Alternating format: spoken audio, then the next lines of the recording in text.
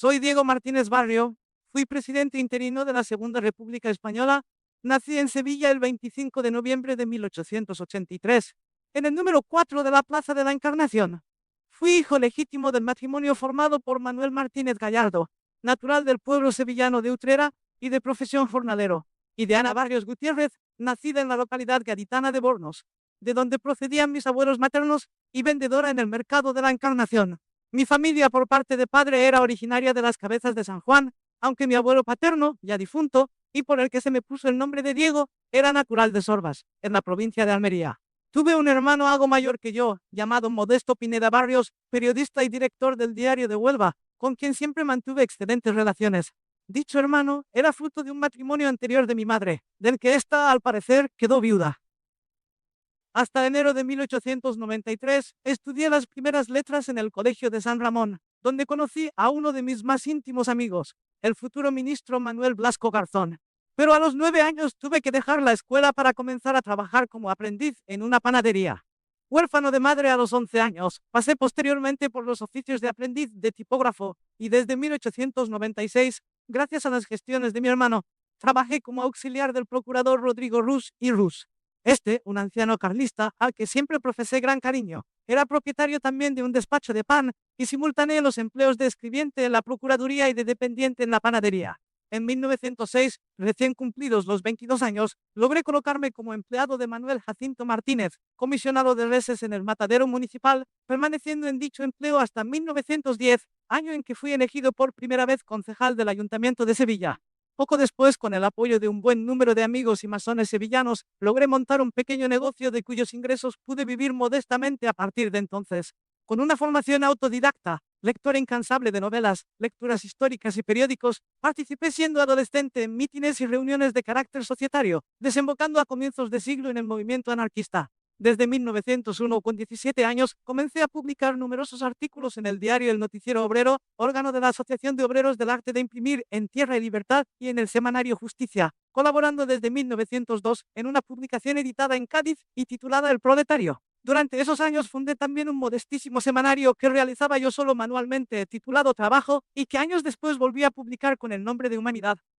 A partir de 1903 fui abandonando gradualmente mis simpatías anarquistas y aproximándome a los ideales de la democracia republicana. En dicha evolución, y aparte de esa tendencia a la moderación que, según confesé después, siempre predominó en mi carácter y conducta, jugó un papel no desdeñable mi relación con el teniente coronel al mando del batallón de cazadores de Chiclana, acantonado en Ronda, donde desde 1903 cumplí mi servicio militar. Aquel oficial, hermano de Eugenio García Ruiz, uno de los líderes del republicanismo unitario durante los años del sexenio, influyó en mi formación política y me decidió a abandonar definitivamente las ideas anarquistas. Al poco ingresé en la Juventud Republicana de Sevilla, donde desde 1905 un impulso sentimental y romántico, según confesaría años después, acabaría llevándome tras los pasos de Alejandro Lerroux, fascinado por la vibrante personalidad del emperador del paralelo. Mis primeros pasos como neófito republicano no fueron nada fáciles. Cumpliendo mi servicio militar, fui procesado por el supuesto delito de tentativa de rebelión.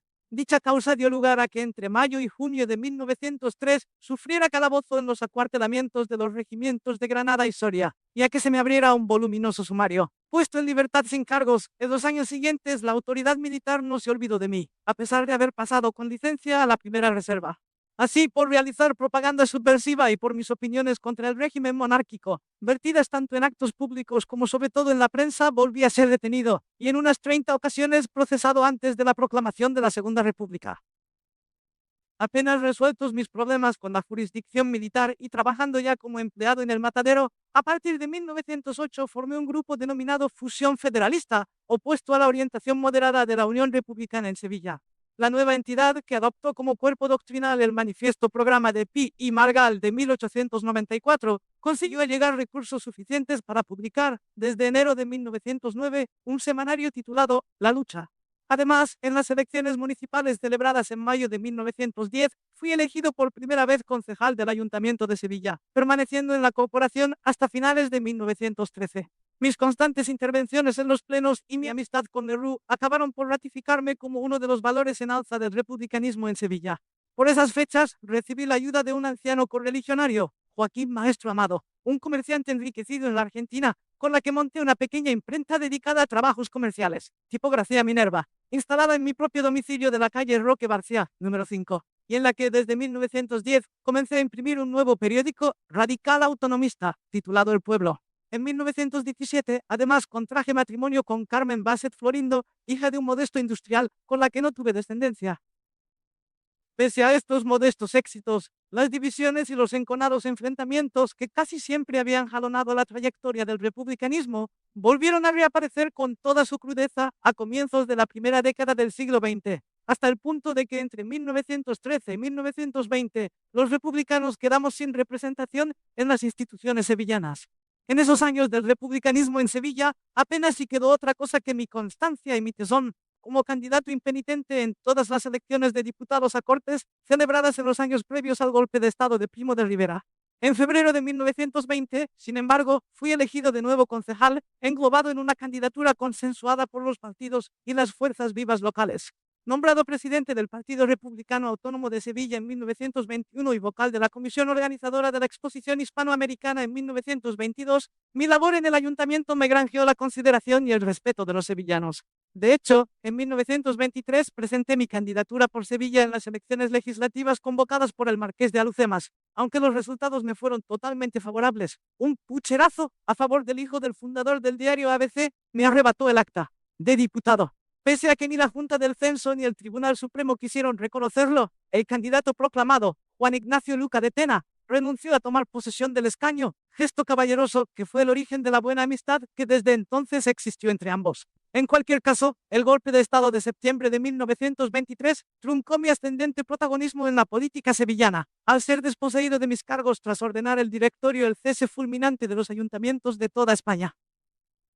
De esta época de comienzos de siglo data también mi ingreso en la masonería. Fui iniciado como masón el 1 de julio de 1908, con 24 años, en la Logia Fe de Sevilla, adoptando el nombre simbólico de Justicia, nombre que 4 años después cambié por el de Pierre Victorien Vergniaud, es decir, por el de uno de los dirigentes de los republicanos moderados de la Revolución Francesa. Mi labor en esta organización comenzó a alcanzar un especial brillo a partir de 1915, al lograr en febrero de aquel año el reagrupamiento en una única entidad de casi todos los talleres masónicos sevillanos. Nació así la poderosa logia Isis y Osiris, adscrita a la obediencia del Grande Oriente Español y auténtico motor del resurgimiento de la masonería en Andalucía. Desde esta plataforma, donde en la década de 1920 acabarían convergiendo y encontrando refugio una parte muy considerable de las élites republicanas de izquierdas. Yo, el cada vez más respetado hermano Vergniaud, grado 33º,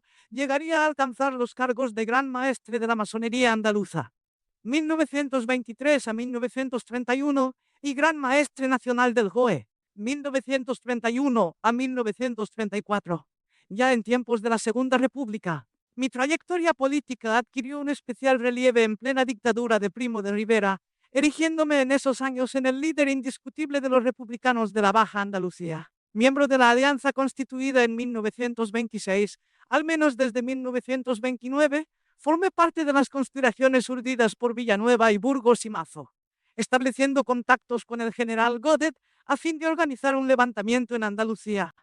propósito que abortó la renuncia de Primo de Rivera en enero de 1930. Adherido al llamado Pacto de San Sebastián y participante en el Mitin de las Ventas celebrado en septiembre de 1930. En noviembre fui requerido para integrar el Comité Nacional Revolucionario como representante de los republicanos andaluces, firmando el manifiesto difundido por aquella junta a finales de 1930. Tras el fracaso de la sublevación de Jaca y Cuatro Vientos, tuve que refugiarme en Gibraltar, exiliándome a Francia, primero en París y después en Hendaya, desde febrero a abril de 1931. Proclamada la Segunda República, cuando contaba ya con 48 años, fui nombrado ministro de Comunicaciones del Gobierno Provisional y elegido diputado a Cortes por Sevilla, asumiendo la vicepresidencia del Partido Radical y convirtiéndome de facto en el lugarteniente y hombre de confianza de Alejandro Lerroux. Desde 1931, año en que fui elegido también Gran Maestre Nacional del GOE y presidente de honor de la Liga de los Derechos del Hombre, fui adquiriendo un paulatino protagonismo en la historia de la Segunda República, defendiendo una política moderada y centrista desde el mismo instante en que el nuevo régimen inició su andadura. En mis discursos y en mi actitud política, preconicé la necesidad de un Estado fuerte, pero democrático y eficaz, un Estado que fuera capaz de nacionalizar la República y de hacerla amada y respetada por la inmensa mayoría de los ciudadanos. Apartado del gobierno desde la crisis de finales de 1931, que colocó a los radicales en la oposición, y en sintonía con la actitud de mi jefe político, hice públicas mis discrepancias con el PSOE, y especialmente con los sectores liderados por Largo Caballero. En marzo de 1932, cuando en unas declaraciones a blanco y negro, ampliamente difundidas, manifesté que era preciso rectificar el rumbo y el perfil del régimen, afirmando que, a mi juicio, el apartamiento de los socialistas del gobierno constituía una necesidad insoslayable si se quería consolidar la República y evitar su desbordamiento por la izquierda. En parecidos términos me pronuncié en julio de 1932, oponiendo serios reparos a la aprobación de los proyectos de reforma agraria y al Estatuto de Cataluña, tal y como habían sido redactados por las comisiones respectivas. Como jefe de mi minoría parlamentaria, me correspondió el poco grato deber de desmentir en las Cortes la rumoreada implicación de los radicales en la intentona golpista del 10 de agosto de 1932. A pesar de estar perfectamente informado de las actitudes sospechosas de algunos miembros de mi propio partido, y en particular de Leroux, amigo personal del general Sanjurjo. Desde comienzos de 1933, mi nombre se asoció además con el de la obstrucción parlamentaria al gobierno Azaña, de quien llegué a afirmar que estaba ejerciendo una verdadera dictadura que nada tiene que envidiar a la fascista. Años después no tuve reparo en rectificar este juicio, afirmando que aquella política obstruccionista practicada por mí mismo, por el Partido Radical y por otras organizaciones de centro-derecha, acentuada a raíz de las repercusiones del escándalo de Casas Viejas, fue, según reconocí en mis memorias, básica y esencialmente un error. En cualquier caso, al final del verano de 1933, tras la caída de Azaña y aceptada por el presidente de la República, la propuesta de Leroux de formar una mayoría exclusivamente republicana añadí un nuevo peldaño a mi carrera política al ser designado ministro de la Gobernación en un efímero gabinete que apenas duró 26 días. Inmediatamente después, el 9 de octubre, fui nombrado por Alcalá Zamora nuevo presidente del Consejo de Ministros, pero con la finalidad expresa de disolver las Cortes y convocar elecciones. Consideradas, a pesar de los apaños y corruptelas que tuvieron lugar en varias circunscripciones, como una de las elecciones más limpias disputadas hasta entonces en España, los resultados de las urnas y los efectos del sistema electoral mayoritario republicano dieron paso en diciembre de 1933 a unas Cortes muy diferentes en su composición a las del primer bienio. Expresidente del Consejo y reelegido diputado por Sevilla, si bien acepté formar parte de los primeros gabinetes de Leroux, al principio como ministro de Guerra y después de Gobernación, comencé a disentir de forma notoria de la progresiva derechización de mi propio partido, de las presiones revisionistas de la CEDA y de la hipoteca, que para los gobiernos republicanos representaba el apoyo parlamentario de Gil Robles. Dicha actitud crítica, en la que algunos historiadores han querido ver, sin mucho fundamento, motivaciones secretas, presiones de la masonería, maniobras de Alcalá Zamora, etc., alcanzó su cenit tras la aprobación de la ley de amnistía, que benefició a los implicados en la Sanjurjada, concluyendo a mediados del mes de mayo de 1934, con mi separación de Leroux. Mi escisión, secundada por un reducido grupo de diputados, vino a significar la ruptura del histórico Partido Republicano Radical. En septiembre de 1934, tan solo unos días antes del estallido de la Revolución de Asturias, nació el Partido de Unión Republicana, fruto de la fusión entre los radicales demócratas que yo encabezaba y el Grupo Radical Socialista dirigido por Félix Gordón Ordaz. Desde entonces asumí la presidencia y el liderazgo indiscutido del partido, cada vez más alineado con la política de Manuel Azaña. Transcurrido 1935, y tras ser nombrado miembro del Comité Nacional del Frente Popular, en el contexto de la crisis desatada por los escándalos de corrupción que hundieron a los lerouxistas y por la disolución de las Cortes decretada por el presidente de la República, volví a ser elegido diputado en febrero de 1936, integrando la candidatura del Frente Popular por Madrid. Mi partido obtuvo 35 escaños y fui nombrado presidente de las Cortes con el voto prácticamente unánime de izquierdas y derechas, al obtener 383 votos a favor de un total de 410 diputados electos. Unas semanas después, el 8 de abril de 1936, y tras el acuerdo de las Cortes de destituir a Alcalá Zamora, Asumí interinamente la jefatura del Estado hasta el 11 de mayo de 1936, fecha en la que fui sustituido por Manuel Azaña. Fue en esos días cuando, acompañado por el presidente de la Generalitat, Luis Companys, y por el ministro de Comunicaciones, Manuel Blasco Garzón, realicé la que sería mi última visita a Sevilla, recibiendo innumerables muestras de afecto de mis paisanos. Unas semanas después, el 19 de julio de 1936, y ya con el ejército de Marruecos y otras guarniciones militares levantadas en armas contra las autoridades republicanas, recibí el difícil encargo de intentar formar un gobierno de conciliación que evitase la guerra civil. Llamé personalmente por teléfono a varios de los jefes que encabezaban la rebelión para intentar convencerles de que depusieran su actitud. Según mi propio testimonio, y contrariamente a lo que tantas veces se ha afirmado, jamás les ofrecí formar parte del nuevo gobierno. En cualquier caso, aquel fue un intento desesperado y condenado al fracaso. Por más que haya insistido en mis memorias y en mis escritos inéditos, en que en aquellas horas aún era posible detener lo que a todas luces parecía ya inevitable. Tras el fracaso de mi iniciativa, me trasladé a Valencia para hacerme cargo de la dirección de la Junta Delegada del Gobierno para la región del Levante, organizando en Albacete el aprovisionamiento de las brigadas internacionales y del nuevo ejército voluntario de la República. En esos meses encabecé también las delegaciones españolas a varias conferencias internacionales y presidí las escasas reuniones que durante la guerra celebraron las Cortes españolas, trasladadas desde finales de 1936 a Valencia. Tras la última reunión, celebrada en febrero de 1939 en el Castillo de Figueras, con Barcelona ya tomada por las tropas de Franco, crucé a pie la frontera francesa y, como otros miles de republicanos, inicié un exilio, o un destierro, como siempre preferí denominarlo, que consumiría aún los últimos 23 años de mi vida. Trasladado a París el 27 de febrero de 1939 y en mi calidad de presidente de las Cortes, recibí la dimisión de Azaña como presidente de la República y asistí a las tensas reuniones que la Diputación Permanente celebró en la capital francesa. Mientras tanto, en Madrid estallaba la sublevación del coronel Casado contra el gobierno de Negrín, sumiendo en el caos más absoluto a las instituciones representativas de la legalidad republicana. En mayo de 1939, y con la Segunda Guerra Mundial a punto de estallar en Europa, mi familia y yo abandonamos Francia a bordo del Champagne, realizando la travesía desde El Havre a Nueva York para afincarnos en Cuba, y desde octubre de 1939 en México, donde residí durante los años siguientes.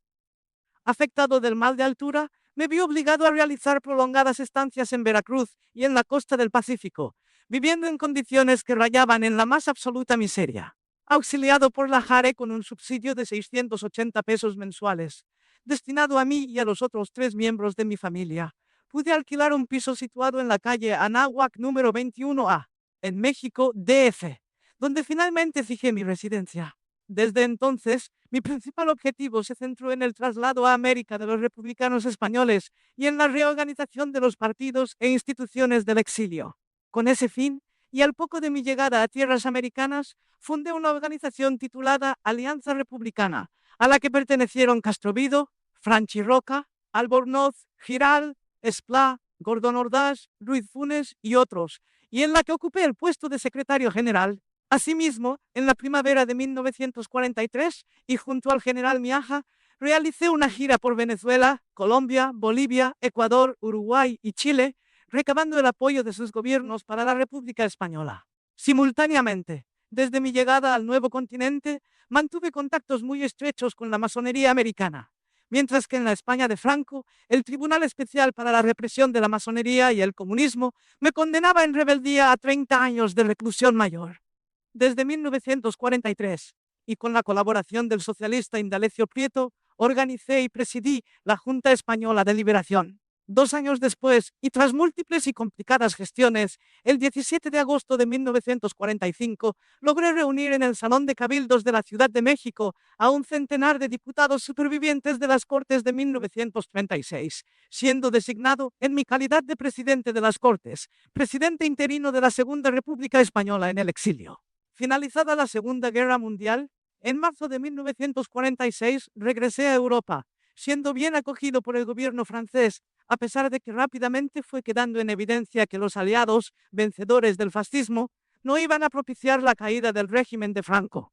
Asumí entonces mi papel de depositario de los derechos de la República Española, reconocida ya tan solo por los gobiernos de México y Yugoslavia. Forzado por las estrecheces económicas, trasladé mi residencia a una modesta casa a las afueras de París. En mis discursos nunca dejé de denunciar la ilegitimidad del régimen de Franco y fui convirtiéndome, año tras año, en el presidente cada vez más solitario de un exilio sin fin. Tan solo el fallecimiento de mi mujer, Carmen Basset, en 1960, con la que había compartido casi medio siglo de convivencia, logró afectar mi ánimo hasta el punto de sumirme en una profunda depresión. Aún así, poco antes de mi muerte contraje matrimonio con mi cuñada Blanca, boda melancólica, según escribí, impuesta por la necesidad y la más elemental previsión. Unos meses después, a las 13:15 horas del día 1 de enero de 1962, en la taberna Alsacien de Ruevaugirard, 235, fallecí a los 78 años de edad de un ataque al corazón cuando almorzaba con Blanca, mi amigo Juan Arroquia y su mujer. Mi cuerpo fue cubierto con la bandera republicana y enterrado en un pequeño cementerio a las afueras de París, en Saint-Germain-en-Laye, en una ceremonia a la que solo asistieron un pequeño grupo de viejos amigos. En España, la prensa del régimen dio cuenta de mi fallecimiento, afirmando que había muerto como había vivido siempre, con un tenedor y un cuchillo en las manos y bebiéndome el dinero de los españoles. No obstante, conforme a los deseos expresados en mi testamento, casi 40 años después, en enero del año 2000, mis restos fueron trasladados a mi ciudad natal gracias a las instituciones democráticas andaluzas, siendo homenajeado por miles de sevillanos y recibiendo sepultura a los sones del himno de Riego. A pesar del desconocimiento que aún hoy rodea a mi figura, encarné como pocos políticos de mi tiempo los ideales de una España liberal y democrática, para mí identificada con aquella república truncada en julio de 1936. Como escribí en una de mis últimas cartas, a quienes me escuchan no dejo de repetir que nosotros fuimos y somos simplemente liberales y demócratas. Primero liberales, sin desfallecimientos ni intermitencias, y luego demócratas, porque la fuente del poder es la democracia, pero a base de consagrar y practicar los derechos de la libertad, humilde catecismo que muchos olvidaron para desventura común.